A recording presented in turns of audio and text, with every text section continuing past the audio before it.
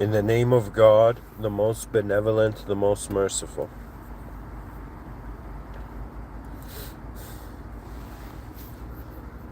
I would like to give a lecture today. My laptop has 16% battery.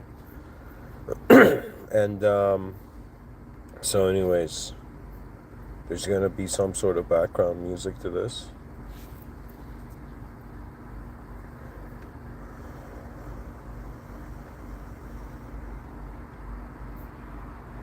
All right.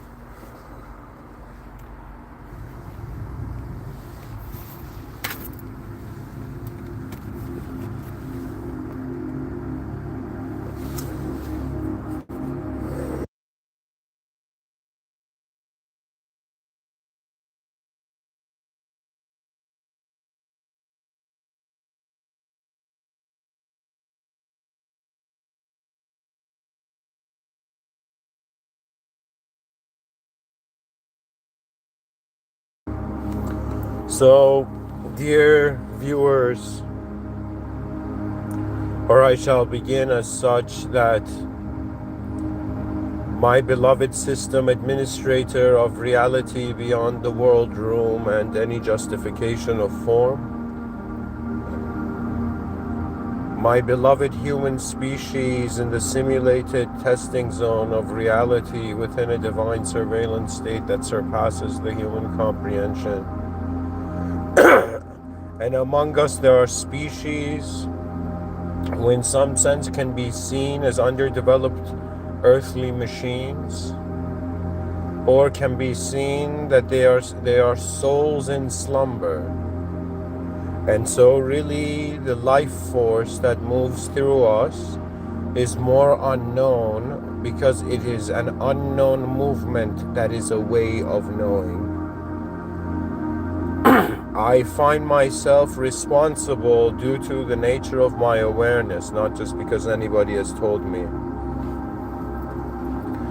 to communicate to my species and ask my species why, out of all the ways that we can perceive reality, we have decided that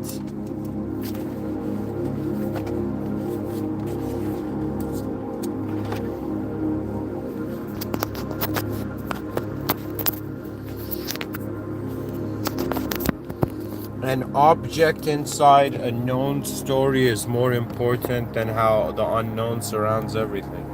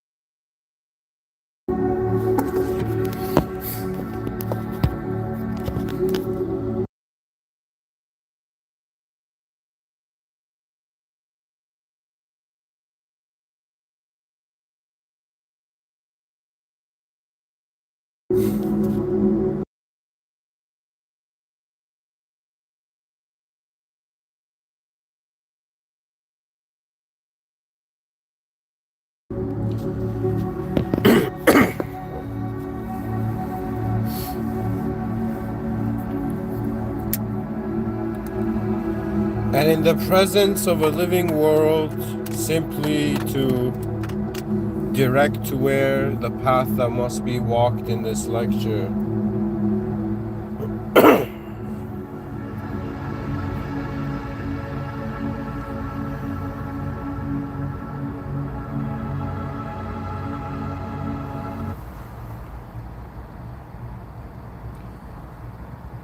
I am that human being in history who's like, all right, let's talk about the secret lives we live behind our eyes.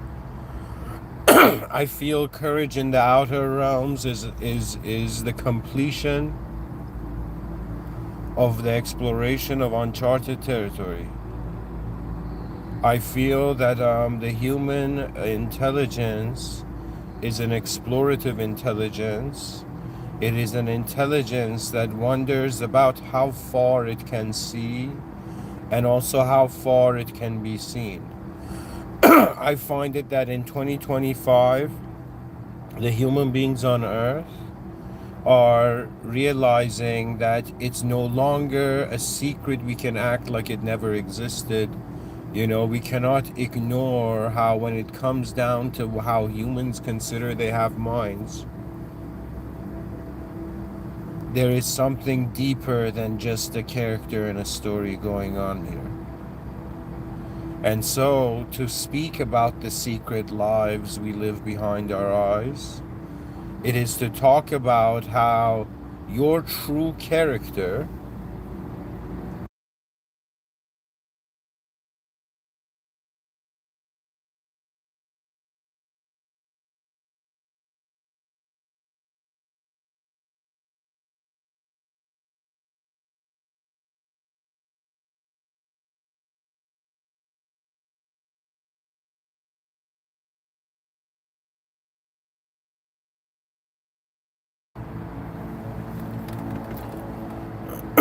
how do I say it?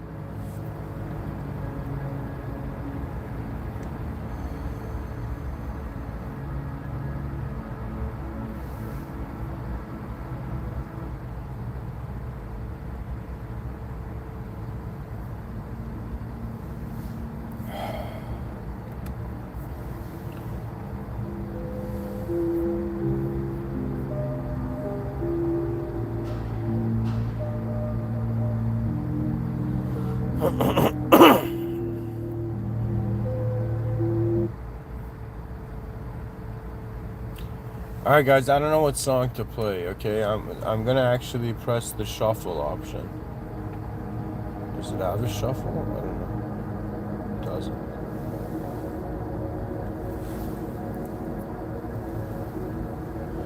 So dear viewers, I am actually in a very capable position to discuss the secret lives we live behind our eyes, because it has been strange to me how our species has been in denial of its fictional life. And you're gonna be like, what do you mean?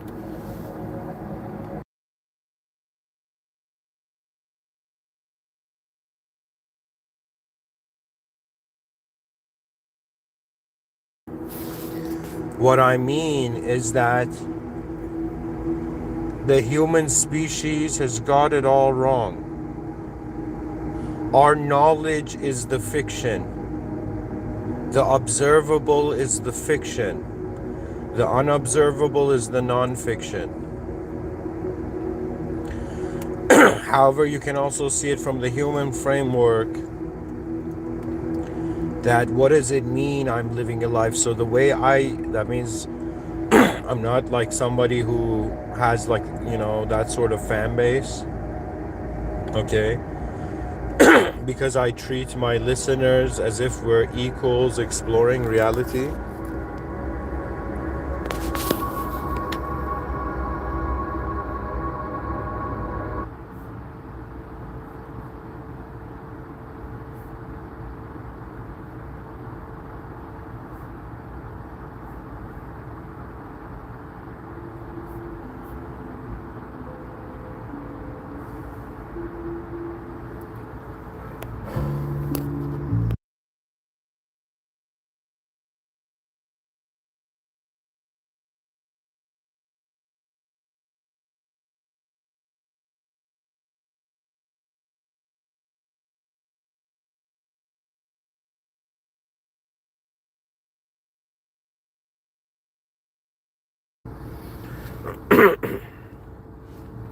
Anyways,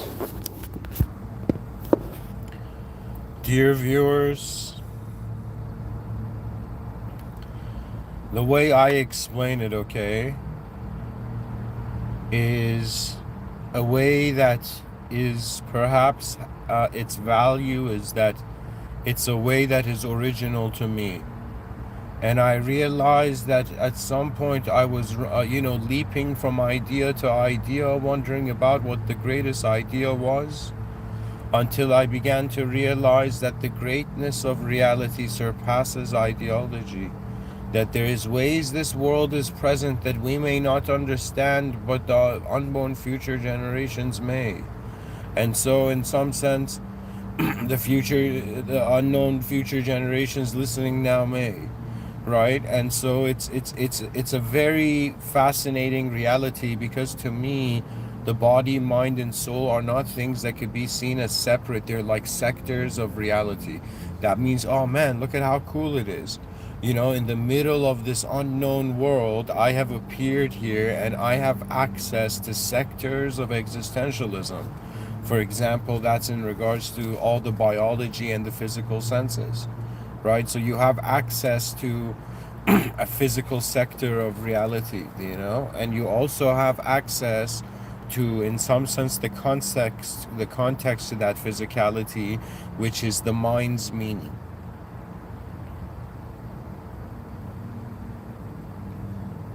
So it's like the body's shape, and then it's not enough that we're just in a world of shapes. These shapes have fallen into the meaning structures of the beings that are paying attention to them.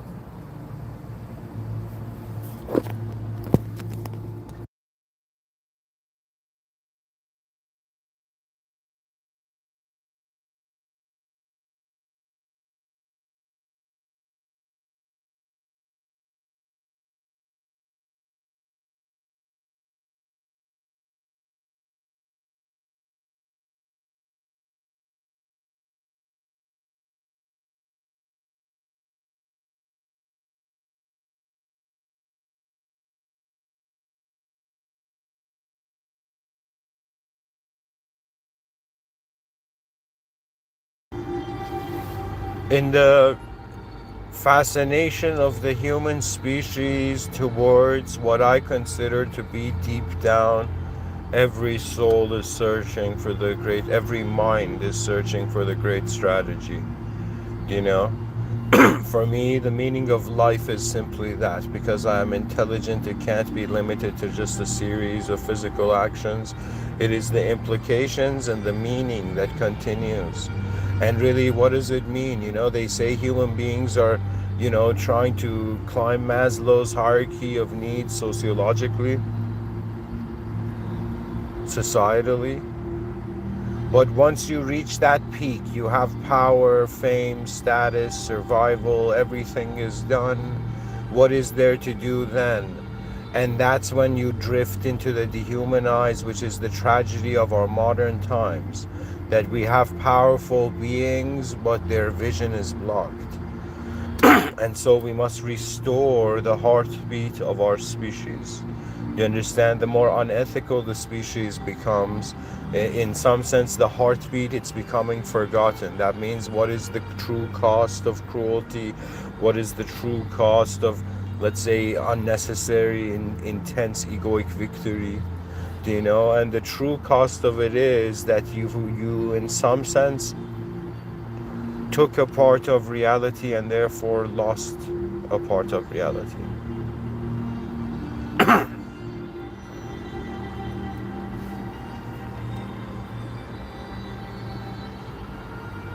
We are being tested on our abilities.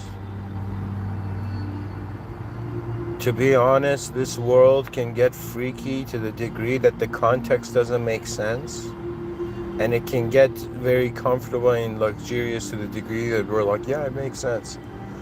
But what I'm saying to my fellow species is that we cannot ignore this simple fact that there is an inner life In the Mr. Withinian school of thought, this is pretty much my contribution to the realms of philosophy if they ever hear it. I call it Mr. Within's outer and inner realmism, right? And I'm that human being who just looked at how human beings were functioning and realized that society had conditioned them to be ignorant of being able to discriminate what is an inner event and what is an outer event.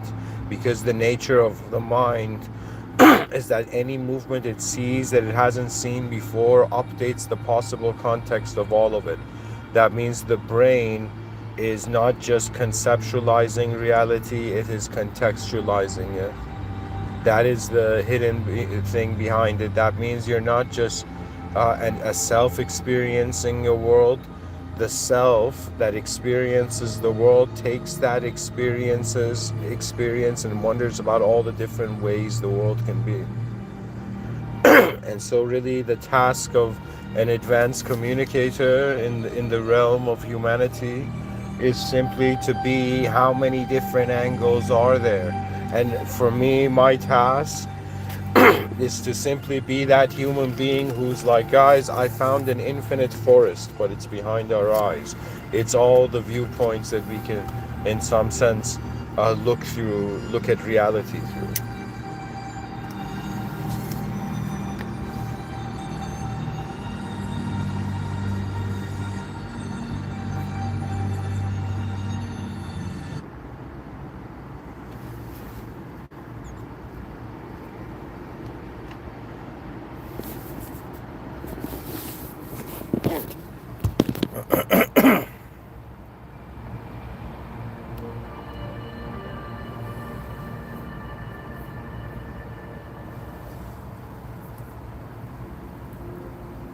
This is my favorite work of music in reality.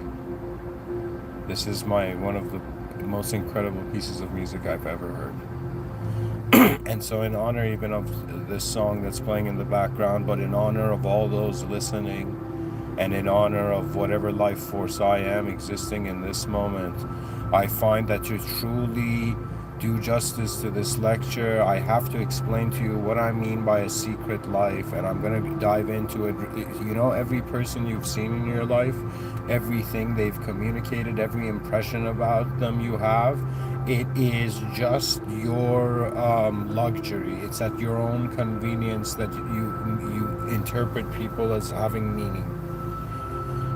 And the greater reality is simply that every person you have seen, even me right now talking, I am living an inner life that is an awareness to reality and sets of information that, in some sense, the version of myself that I communicate in the outer realms is never even close to the 100% of what is actually communicated.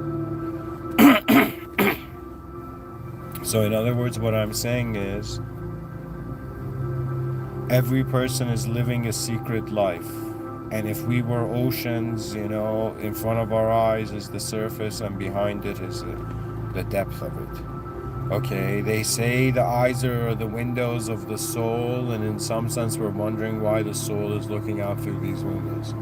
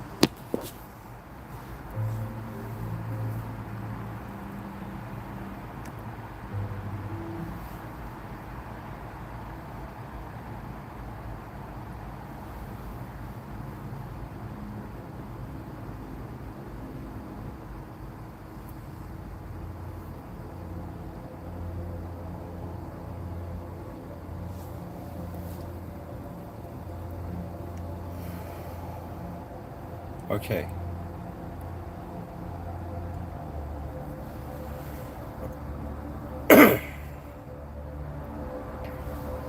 I am trying to.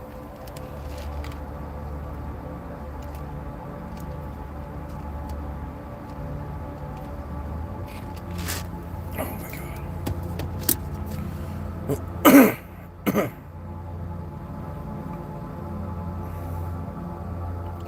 I'm trying to simply say that we're living in just in the same moment that we're living in external, public, outer life. We're also living in internal, private, inner life. The inner life is something that is only in our awareness, and this is why when somebody agrees with you, naturally in the human being, there's less respect than somebody who disagrees with you. This doesn't mean like people value disagreements more, but the whole point of it is that I feel deep down all human psychology is beginning from like, okay, I'm aware of myself in my own way, but nobody else is aware of me in the way I am aware of myself.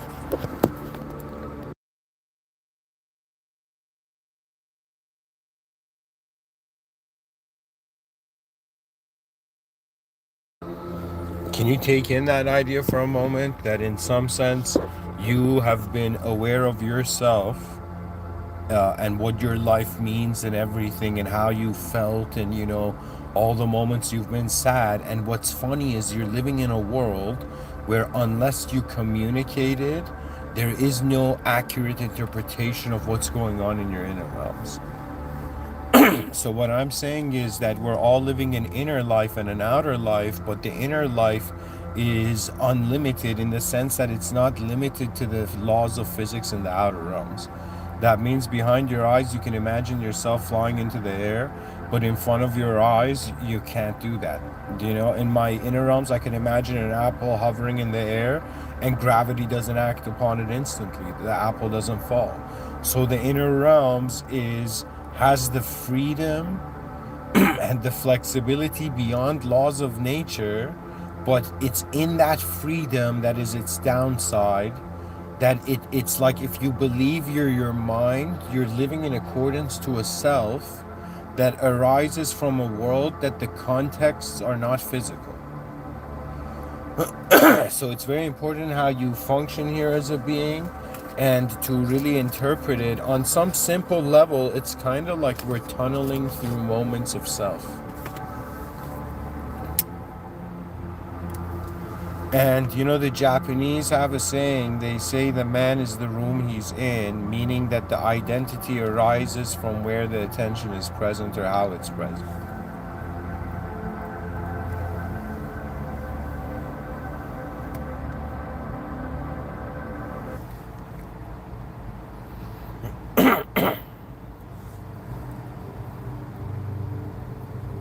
There is no ultimate solution, folks, because we're all different beings with different DNA. And it just occurred to me, I'm like, okay, before I get old and die, I have to try to figure out this human puzzle, right? And I had this kind of like, intensity in myself where I'm like, what if I can't figure it out before I die, right? Before I leave this realm, right? And before I'm dismissed from here, and on to the next realm. But I'm saying like, okay, this awareness that has been present in reality, this awareness that has been present of all that is beyond reality, but primarily stationed in the human position. So on some level, it's like I treat myself as this unknown intelligence and awareness that has found itself in this body.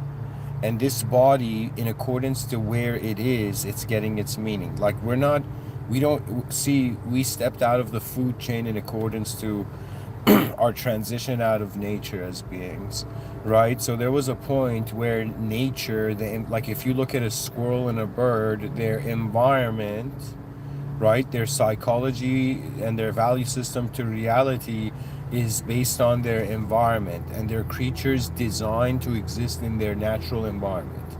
But the strange thing about human beings is these are the only beings in nature that instead of spending their time just existing and looping in an environment, they chose to become aware of reality. That means they notice they can, in some sense, by standing on their two legs, their vision could advance. So I'm telling you right now, you're living in a world not only in the sense that there's clues of its dualistic nature, but that there's an inner realm and an outer realm. Now check this out. Everything you know about your species is based on what's happened in the outer realm. You don't know, like that means none of us know how Caesar felt, how Marcus Aurelius felt. None of us know, do you know if Genghis Khan was insecure? Do you know? None of us know. Do you know if like some of the most powerful people on the planet are like scared deep down inside? Do you know? You don't know if when a soldier does something mighty or somebody saves someone, do you know, and they're like thank you, and the person acts like it was nothing, but then later on they, their hands are trembling, right? And so I'm telling you that this whole time, in the same way you've been living an inner life, but when it comes to communication, you suddenly transform into an egoic identity, a character in a story, right? So I'm saying like it's intentionally, this system is designed, I treat it as this existential simulated system, right? And this simulated system is designed for this unknown life force that is looking through our eyes, okay, to realize that it has a private access to the realm. That means your mind is how you privately manage information before responding to someone else.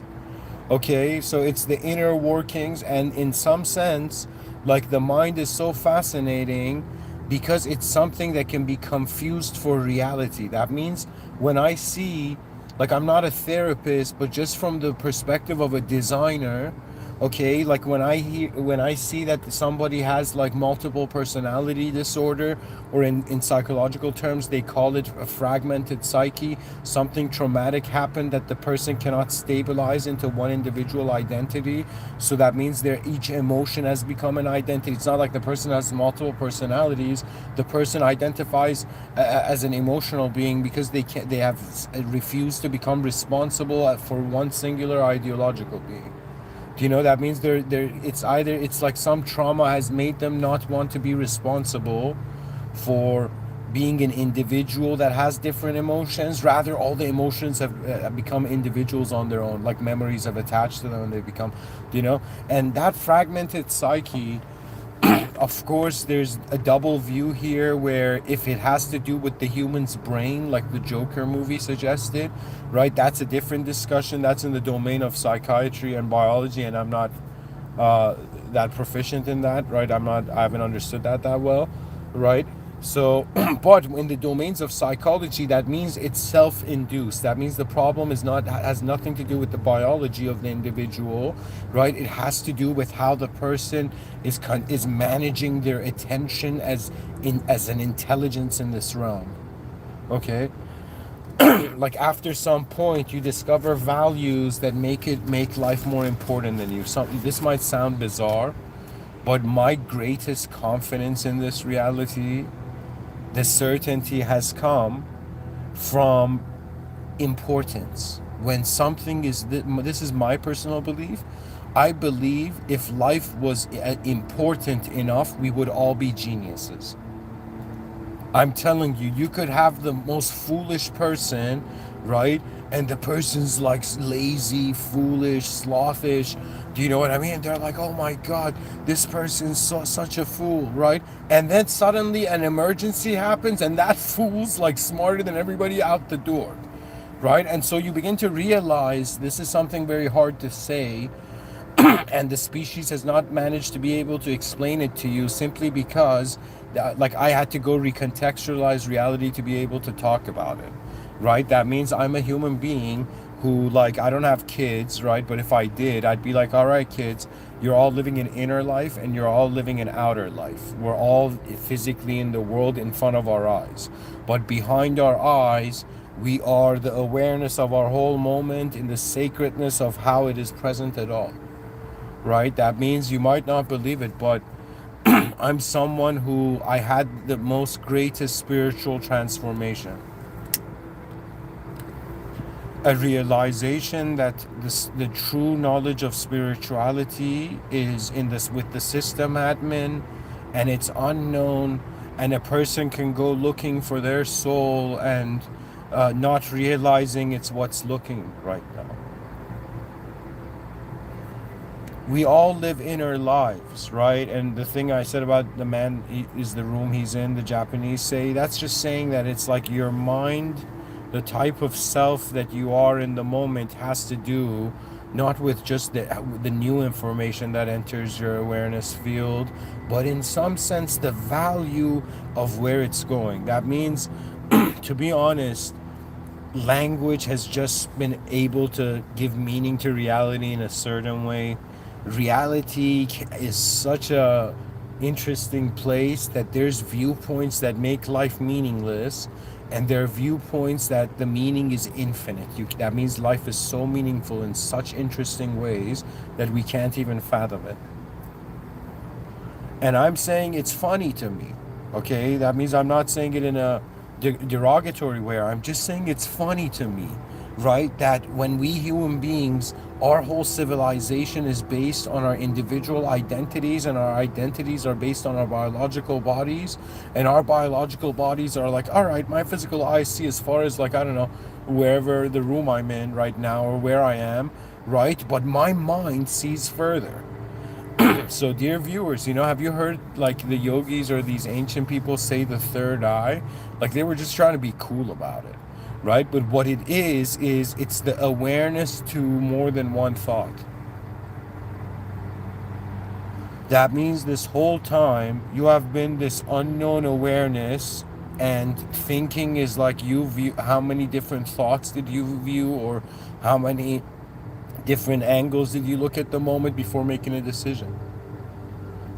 I don't know, maybe people are living in different ways, but for me, I cannot ignore that on some level everything is just shape and design and existence, and the meaning is in some sense that is just the luxury of the entity. Do you understand? That means I was like, what is this? Even in the self-help industry, they don't even realize what they're doing. They're like telling the person, yeah, man, wake up tomorrow and change your life. And everybody's clapping like, bravo, bravo, yes. But what does that mean? How can we change our life in a changing world? Dear viewers, this whole time, it has been in honor of the younger generations. That means if I figured it out, if they're like, why are we being human? I mean, of course, there's deeper answers that only the system admin knows, but at least to my mind, if they say, why are we being human? We're the purpose of the human being is to keep an illusion alive, right? To keep the illusion of the greatness of the system alive, before they grow up and snap out of it. Like, do you know how intense it was for me to realize, wait a minute, everything that I've liked and disliked, everything that I have, thought it was like, wow, that what a beautiful person, oh my God, what a cruel soul, all these judgments. And I realized, wait a minute, I don't have access to the inner life of the being, the life they're living behind their eyes. Okay, and now if I'm talking about it, that means I think as a general signal to the species, like, all right, we can't be ignorant of our inner lives. Do you know what that means? That means you could have 10 50-year-old men in a room. Okay, imagine you took 10 50-year-old men, and even 10 50-year-old women, right? And just side by side, all in a room, okay? Or let's say first, like, we go by class. So out of those 10 50-year-old men, okay, And same for the women. Like out of these 10, the inner life they're living can be a different age, can be at a different historic time, can be a different even meaning of reality. What I'm telling you is, just because your body on earth is on earth, it doesn't mean you're just living in accordance to human physical values. That the mind has found a way to not just reshape reality, but in repositioning it, rediscovering it.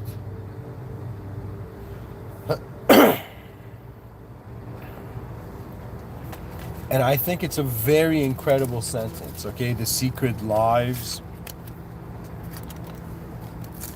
we're all living behind our eyes. Like that's it. Honestly, do you know? To me, it's honestly been a theater, right? Like, you just realize this, like, man, they're like, yo, be yourself. You're like, man, do you realize, like, the effort I have to put to be a self in front of, like, other selves, and none of us know actually what's going on, but we're like, okay, everybody acts this way, you know? Like, I don't know if people know this. For example, when it comes to shaking hands comes from a time where people had weapons, right? And so when they raise their right hand, they're like, all right, there's no weapon in there, I come in peace, right? It was to show that they're unarmed and they don't have the intention of harm. So that's where handshakes come from. Did you know that culturally we shake hands because we're like, all right, that person doesn't have a weapon in their hand? Do you know?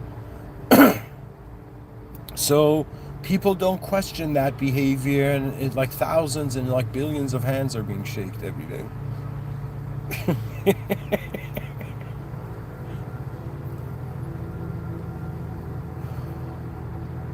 But to be honest, and when I say that, it's not that I've been dishonest, is that I'm saying even deeper than the honesty shared so far.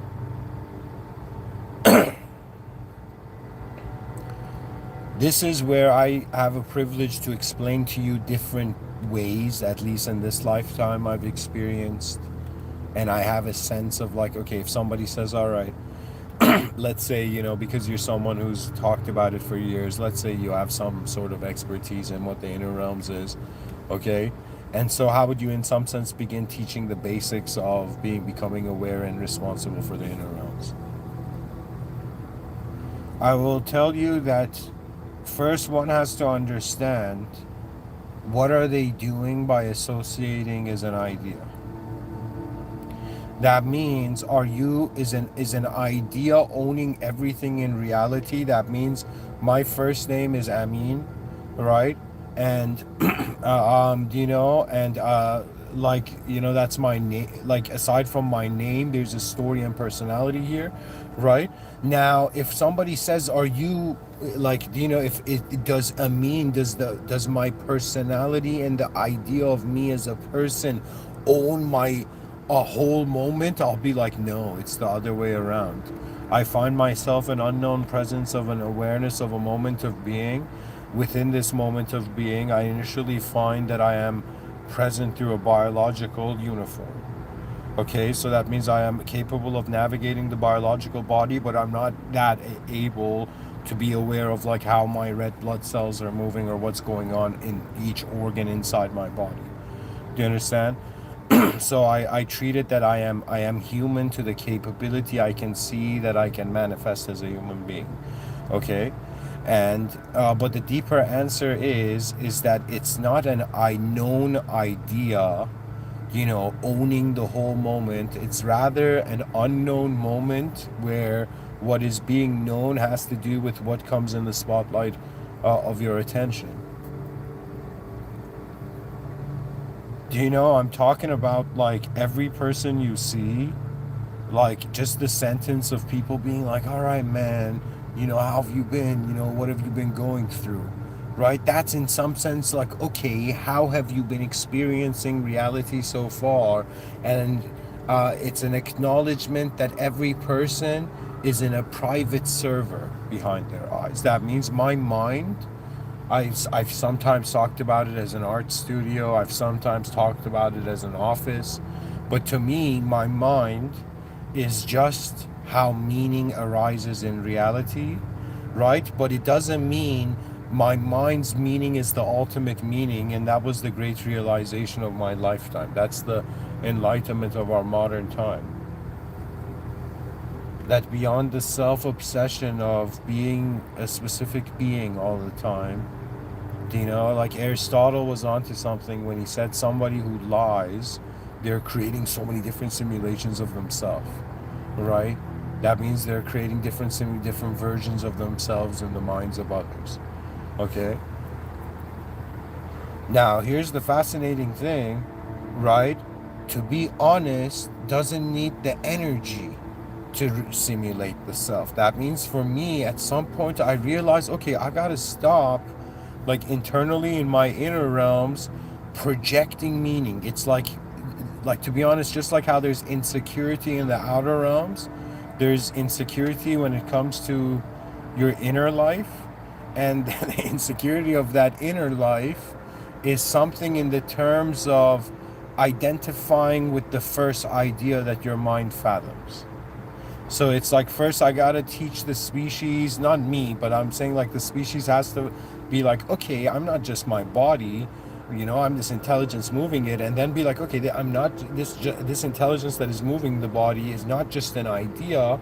Do you understand? Because I've had many ideas, and I'm even aware of two ideas at the same time. So obviously we're not an idea, right? So I'm saying like it's suddenly coming into terms that yes, you are one soul here, but how that soul has access to itself, has sectors of physical existence, right? And when I say sectors, that means the behavior in those realities are different.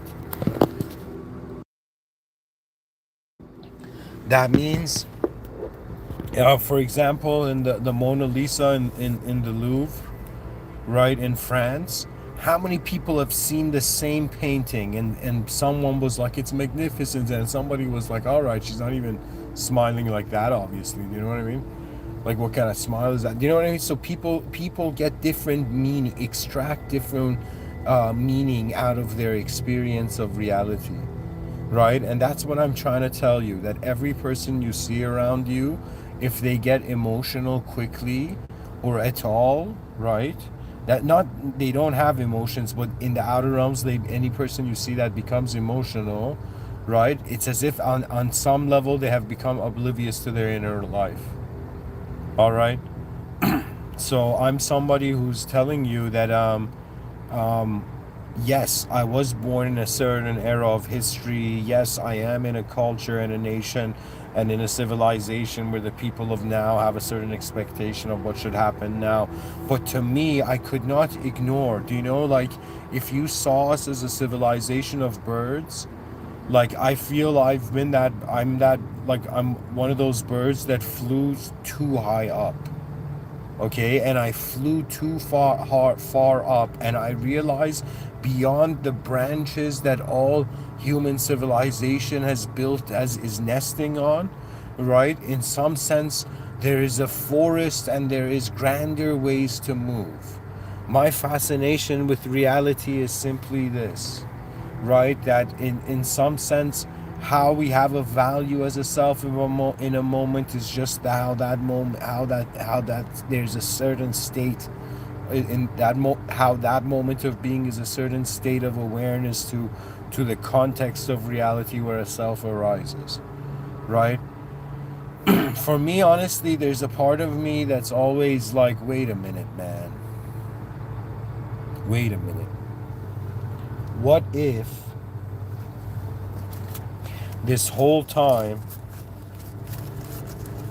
it's not a known being that's being tested, it's an unknown being that's being tested?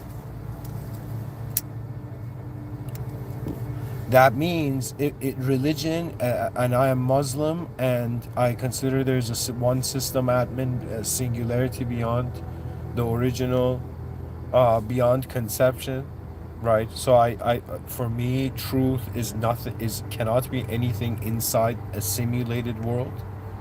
Okay. However, I do consider that there is something original within us. I do consider that right now that I am living a life, and yes, I have a personality, and that persona is like, all right, this is my life tonight, right? I also simultaneously feel that this moment does not just have a value to me, that in the same moment that I am living a life is the same moment, or in the same moment I am present to live a life, is the same moment where the ultimate side of the spectrum is present. This is what they don't tell you, at least when it comes to the nature of the mind. In the body, yes, due to your specific existential shape and form, you find yourself in a certain part of the spectrum of reality, and life experience, right? But when it comes to the mind, the it's like they're like, all right, man, there's a spectrum of locations, but where is the spectrum located? That's an incredible question. That's even a lecture of its own worthy, question. To me, I'm telling you, I am like, we all of us have known. And the fascinating thing is, at least for someone who's Muslim, is that even if you try to be spiritual, right, and you're like, all right, man, I gotta figure out, who I really am, right? And there's that view. When it comes to the soul, it's legit like old school video games, like that part of the map you can't enter. Do you know? So to me, it's very important to be cautious as a being in this realm, that you are self-simulating meaning first, and you're actually living a life that is only valuable to you. Now the challenge is to live a life that is valuable to the most ultimate value in reality, the ultimate position. You see, I'm that person who, I don't know, I've never thought about it too deeply, but sometimes I've thought about, like, all right, man, what sort of like presence do I have in reality? And I always feel like it's never like, it's not about me. I always feel like it's about, like, okay, there's this massive unknown world we're kind of storytelling in, and what should the species do next, right? And it's unfortunate. This is why I say I was born too soon, because in an advanced civilization, we would all be in some sort of, like, how would I say it? It wouldn't just be talks about we should advance. The real advancement happens.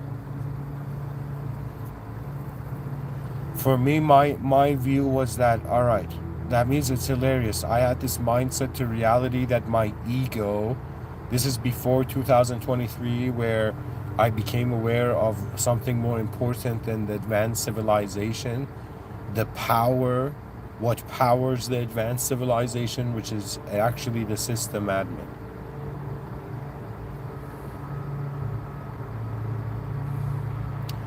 As a Muslim, it's very strange, because you read, and there's examples like like I had this view that, all right, man, I can't be Superman, but I can, in some sense my mind envisions and perceives more advanced ways that civilization can function, and all right, I'll dedicate myself to that, right?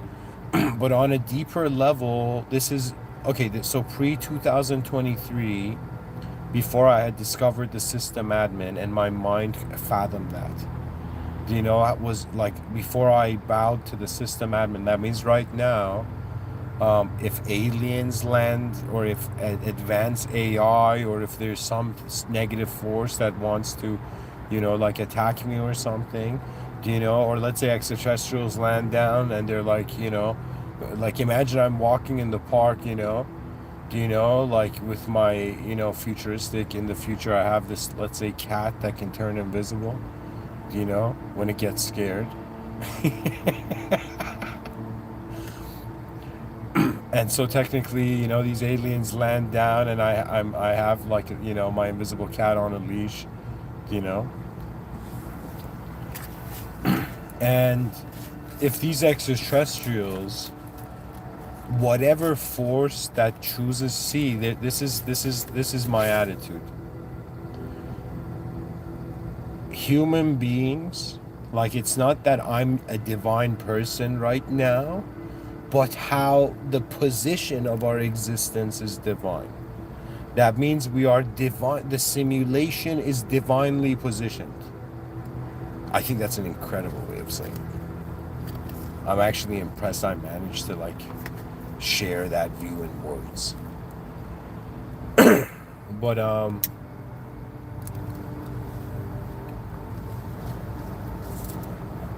I'm trying to communicate that if the situation of humanity gets even more intense because we're living secret lives behind our eyes for now. And in order for someone to completely understand us, they have to be us. Right? So this means that no one can ever understand us. Now, this doesn't mean in the domain of language or something. That means it's not that you can't, like 100% people can get to know each other's inner realms through conversation and just feeling and all that. But I'm trying to say that it's a hard truth to realize that the depth of what we are cannot be communicated, and we're not at that point where we can just like transfer a memory. That means if I'm experiencing something right now behind my eyes in my inner life, I can't just transfer that to you and you're like, no way, this is what you imagine when you, like, do you know what I mean? That would be like next level futuristic dating. Do you know what I mean? Like, it would be next level futuristic couples therapy, you know?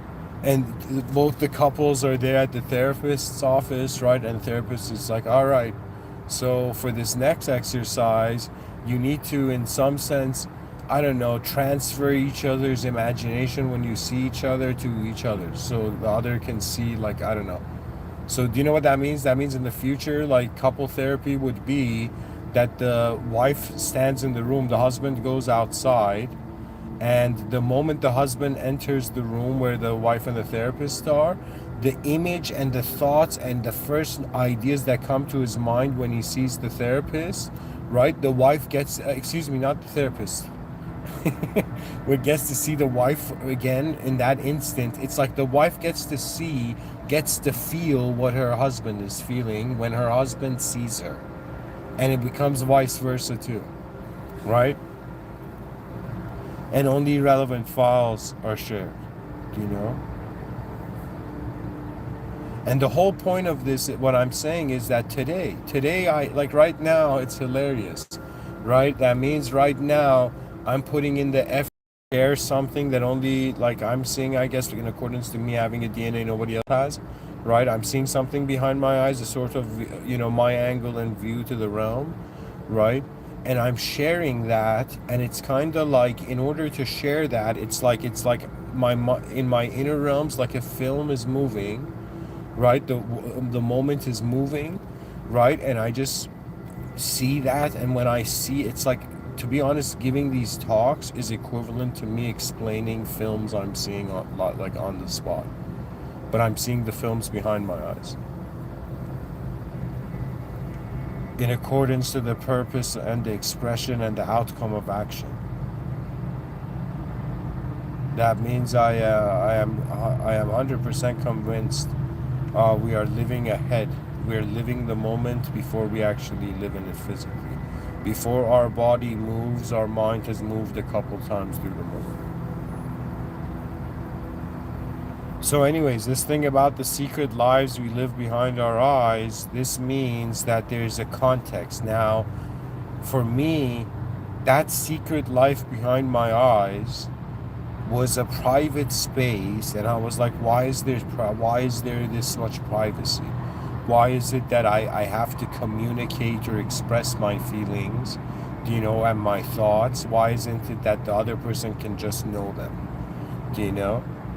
And so, you know, and so now we're in this kind of realm where, and I was like, okay, this means it's intentionally private. So our mind space is intentionally private. Nature has designed the mind to stand on its own. Okay, so the mind is a private room. And so you wonder, okay, so why did the system admin or the creator of reality create the situation in a way where behind our eyes we're alive in a way that nobody else can know except us? And who else? The creator that knows everything. That's all knowing. So your inner life is actually to, as a simulated being, to contact the original power.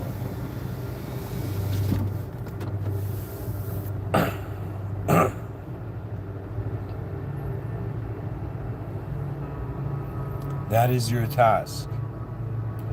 In front of your eyes, build an advanced civilization in honor of the most advanced power. Behind your eyes, it's your private relationship with the original being and the original world.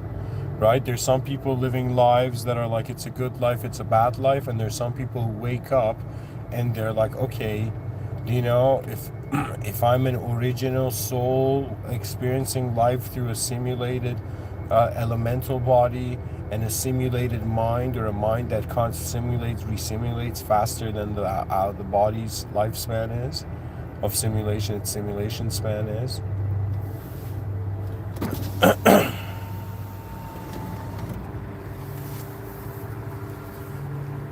So I'm trying to say that in the future, the inner lives might become public.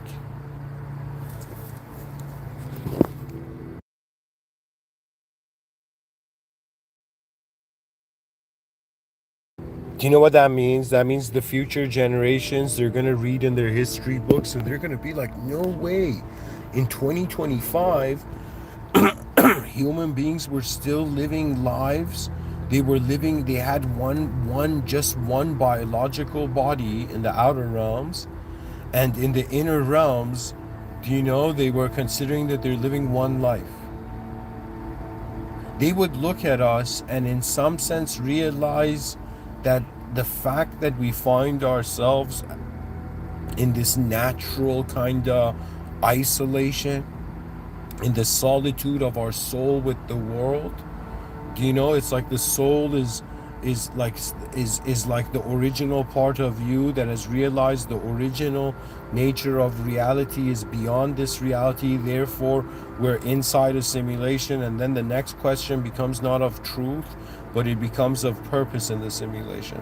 That means after you figure out truth, you're like, okay, I got it. I got it. We're the body is simulated for some time, you know, and there's this unknown life force that moves this body throughout this time, you know, in the space-time continuum, and life seems to be about physically the decisions you make, and in some sense, non-physically, the contexts you accept or the worlds you enter. So right now, yes, the inner life I'm living is more of how this unknown witnessing force behind my eyes, to what range of reality it has extended forth. That means sometimes I think about is who I am, like just everything that my attention has gone to. Like, is my personality just the information I've received? Or is something deeper going on here? Right? Because to me, there were prophets that, like, such as Abraham, peace be upon him, who he came and said, like, yo, what are you guys doing worshiping these objects, man? Do you know, it's like truth is beyond just you know, putting like a bunch of rocks on each other, right? So he brought the attention of the being that, okay, intelligence is not limited to, like, the source of intelligence is not an object. Then we reach the point where we realize the source of intelligence is not just a subject. Okay, and so in Islam, at least, there's the view that you must submit the subjective self in the realization of this world functioning in accordance to the original self, which is the system admin's valuation. That means things are not happening just in accordance to what we do. This is why I don't believe in karma anymore. Because it's being decided in accordance to the host of the world. This world has a host. Its host is beyond the realm, but in some sense, it is a divine surveillance state. That means, like, it's that feeling when you're in among a crowd of people or a group in a gathering or with a group of people and friends and family, and you're like, okay, in the same time we're all being human beings in a room. It seems to me that the awareness, it's like if they say the eyes are the windows of the soul, to me that's like a divine camera.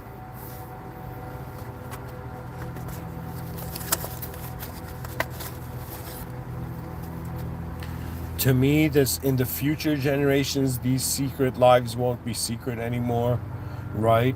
But on a very deep solar level, it's designed for us to be able to be alone with the truth of reality. Do you know? As much as it's important to manage yourself inside a simulation with infinite beings, it's also important to manage yourself, as a sort of a lone truth. They're like, is that a lone wolf? It's like, no, man, it's a lone truth. You know?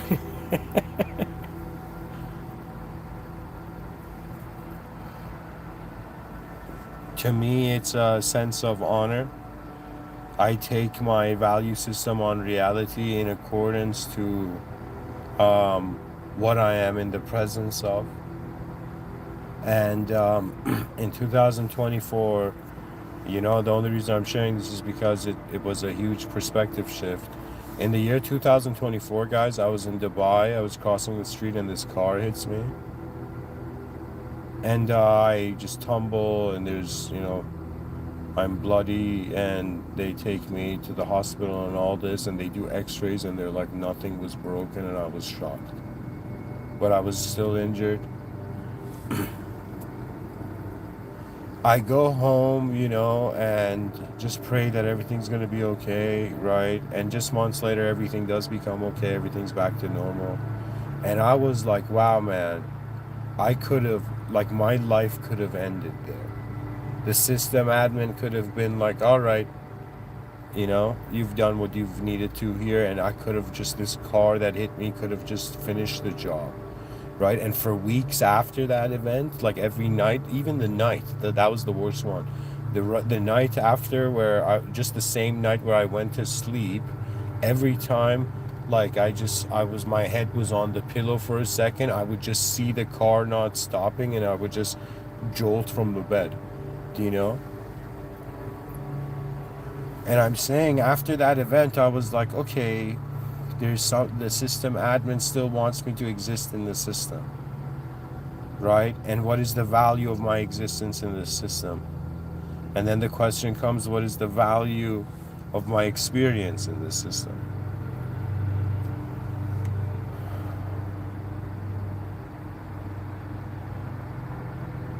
That means, what have I been living for, regardless of what I have been living as? And the soul is, in some sense, was the ultimate value discovered. So the point of us living secret lives is to in some sense have a space to decide how our outer life will appear. The outer lives we live are agreed upon. We in some sense avoid, act like the inner lives don't exist and the person is just their identity or communication. But the mystery of it is very deep. Nobody is who they think they are, really. Anyways, folks,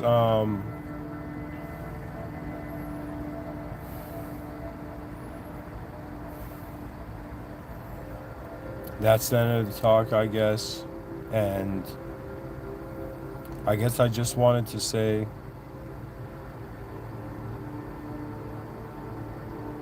the secret lives behind our eye, we live behind our eyes, are only secret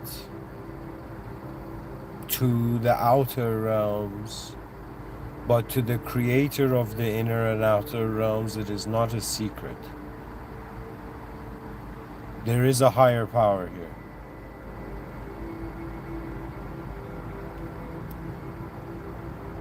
And by being higher means the lower can't understand it. That means truth for humans is equivalent to, like, one human being talking about, it's like, guys, there is a cube in the world of squares. So should we just live as squares? That's the whole reason I'm saying we must live as advanced beings. Seek the most advanced states, have the most advanced relationships, have the most advanced health, have the most advanced technologies, have the most advanced expressions in reality. That means suddenly, do you know what it is?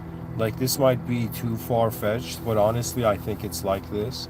I don't know if it's going to start with me or whoever comes next or whatever, right? But we are reaching that point where suddenly, just like a light switch is gonna, a switch is gonna be pressed, right? And I'm saying it's equivalent to that, how instantaneous it is. And suddenly the responsibility of a human for the whole species will arise. Humans will reach that responsibility level. And it's going to be a responsibility level that is far ahead than any sort of political value system. Do you understand? That means it's as if you find honor in not just being a member of a nation or associating with a chunk of land on one same planet. Rather, you find yourself, in some sense, a servant of the realm, or I should say it differently, you find yourself a citizen of the world. Not just a little part of on a rock that we've put abstracts in a symbolic abstract way we acknowledge. So the truth of reality far surpasses the truth of us.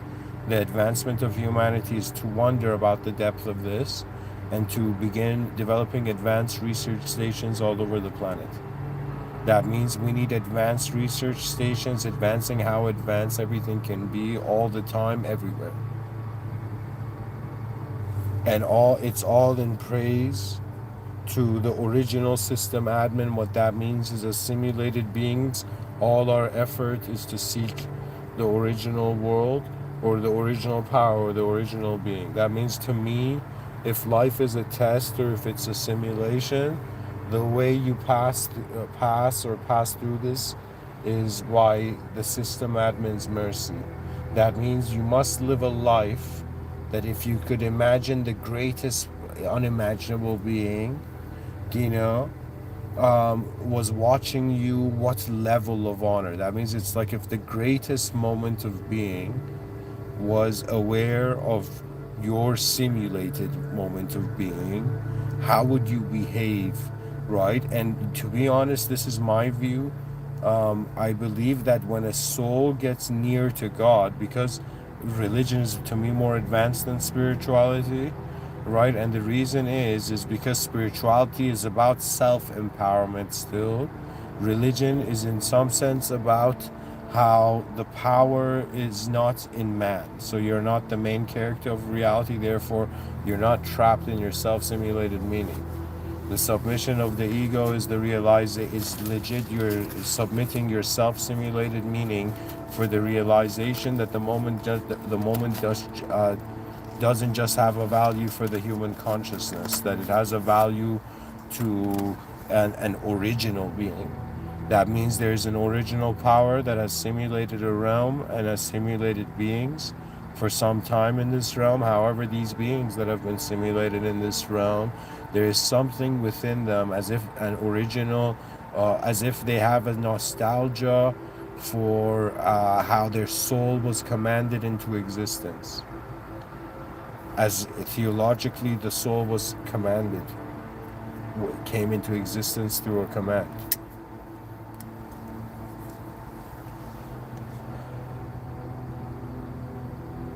To me, we do not have the luxury of self-simulated meaning anymore. It doesn't mean anymore, but it just means that the world has reached a point where in the same way we stepped out of the food chain and the jungle and savageness and wilderness and the beastly life and we became civilized human beings. Now we've reached that point where humans are beginning to wonder, okay, from civilized looping ideological entities bound to a sort of, how a system creates value or defines value, and in some sense, what's the next evolutionary leap here? And the next evolutionary leap is realizing it will be sectors of awareness beyond this. So, what does that mean?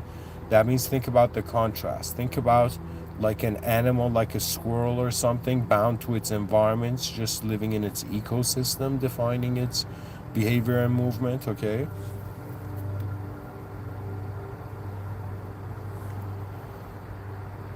And suddenly we were that creature that was like, no, we're gonna give value to the ecosystem. The environment doesn't tell me what to do. I tell the environment what to do. And it was through that psychological shift, right, that we went into a completely different, we became aware of reality beyond how reality wanted us, how the ecosystem wanted us to be aware of it. And I'm saying we're reaching that point where we as beings are becoming aware of reality beyond the ways that current civilization has conditioned us for. So the secret lives behind our lives, what am I saying? The secret lives behind our eyes, we're living behind our eyes.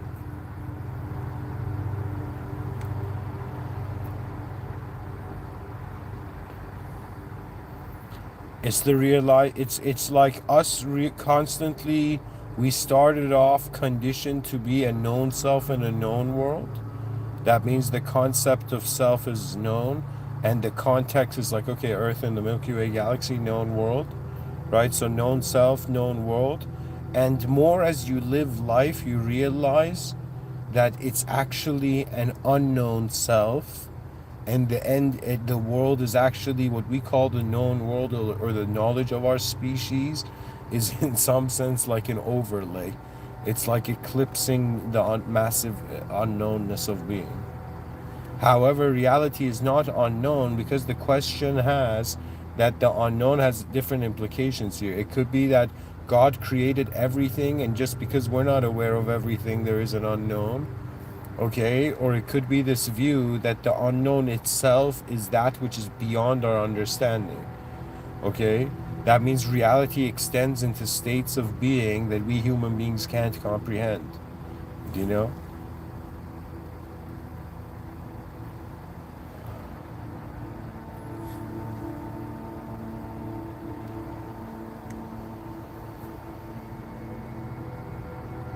To not ignore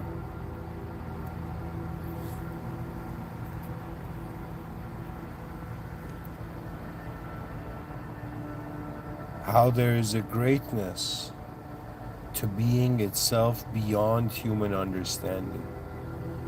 To me, there's some Islam you don't understand. Islam to me is like the purity of gardens after living, through, the gutters of the ego. Do you know there's a purity? To me, divinity and purity in being is like a being that is pure is way more advanced than a being that has had experiences on reality and their self-simulated meaning has identified themselves as, in some sense, limited. So it's kind of like I'm saying, not everybody has an ability to forgive themselves, so they function as an identity that in some sense is not necessary to be. But I'm saying ultimately in the Islamic pathway, it's kind of three levels. One, you just know this divinity, you know first the system. There's a system admin, and there's a divine management to the reality, divine administration of the system. Okay, and then you, in some sense, start seeing. That means you start living this knowing. That means these are getting close to God. So first you know there is God, then you start noticing the divine system administration through the day. And how do you know it's divine? Because you extract the value from that moment that is beyond the value you're giving it, right? So when you listen to my lecture, right, the way the words that you're hearing or the ideas I'm sharing, right, I am providing a value that you didn't have to think about to generate.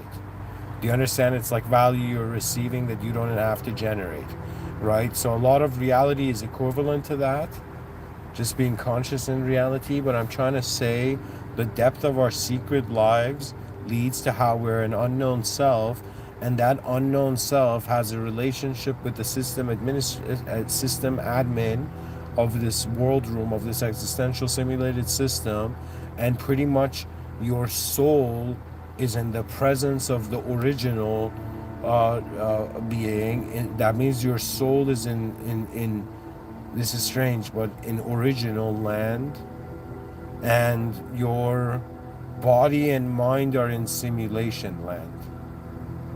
Okay, and when your soul is in original land, that means human, at least theologically, human beings are very different from other beings, the human soul, because it has system admin privileges. So behind your eyes, the third level, so one was knowing, then living, then becoming, right? And when you become part of the divine administration system, that means every action you do, everything you do is in praise to this system admin that is beyond any conceivable format. It is the force that ultimately moves reality, but that force is moving in accordance to the command of the unfathomable and unimaginable. It's beyond the human conceivable and contextual domains.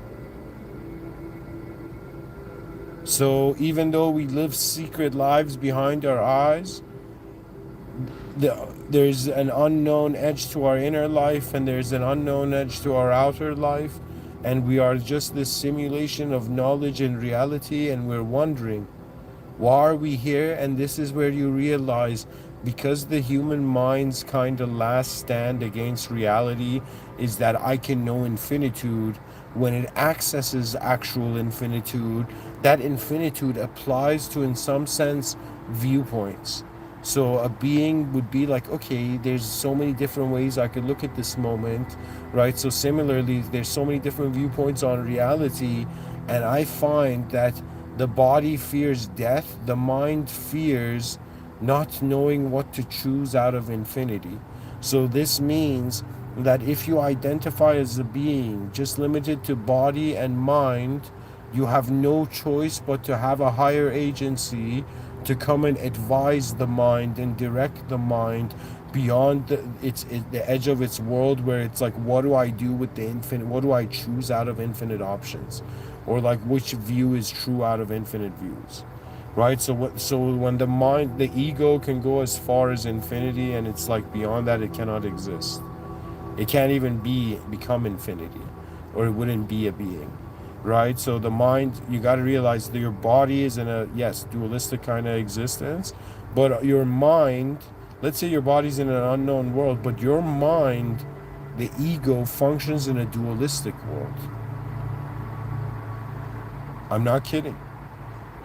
The idea of you is dualistic in nature, just the idea of a self, because it arises from an idea of a world and an idea of a self that's separate to that world, that can engage that world.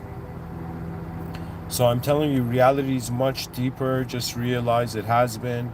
Also, we must put an effort to try to constantly find original information, right? That means if we think somebody is upset, that's not as advanced as wondering about, like, to me, I call this the advancement principle, the advancement factor, pretty much. Like, I think I discovered it this way, where I was like, okay, I'm gonna make an omelet in the morning, but there's someone in Japan right now that can make an omelet in a more advanced way than me. That means the advanced is possible. I just don't know how to be advanced, right? So the advanced possibility is there, and now apply this to every moment. Every moment, every view, there's a more advanced view. There's a more advanced way. And now the ultimate, how do we choose out of, again, infinite values? How should life's action sequences be? The sequence of actions in life be? And this is where, once you discover the limitations, of individual identity. This is, and you also reach the point where you realize the unknown behind everything that's known.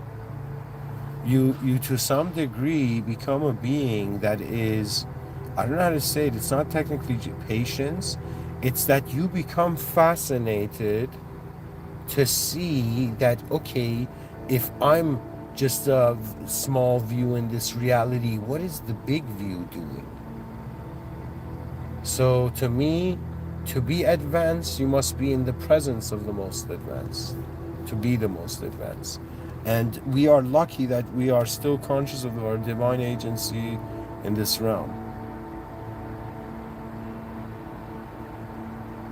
Not only is there a system admin, with singular system admin beyond this world room, but there's also moderators, right? Angels, even, Shaitan, who was a pious jinn that fell, right? These are moderators in the sense that these are beings that have authority where their will can influence a moment, right? A certain, like, they're mods, they've been given authority to moderate certain parts of reality, right? But the whole point of it is to bypass all moderators and go directly to the system admin. That's the Islamic approach, at least. Go to the system admin, and if you're truly sincere in the presence of the higher power, people are like, what should the lower power do? No, don't worry. In the presence of the true higher power, there's nothing to do in the sense that anybody can tell you. Your own heart in the presence of its originator will know how to be. And so, perhaps with this whole time, the greatness of being has created us to, in some sense, live for the greatness of being. Anyways, thank you for listening. In the name of God, the most benevolent, the most merciful.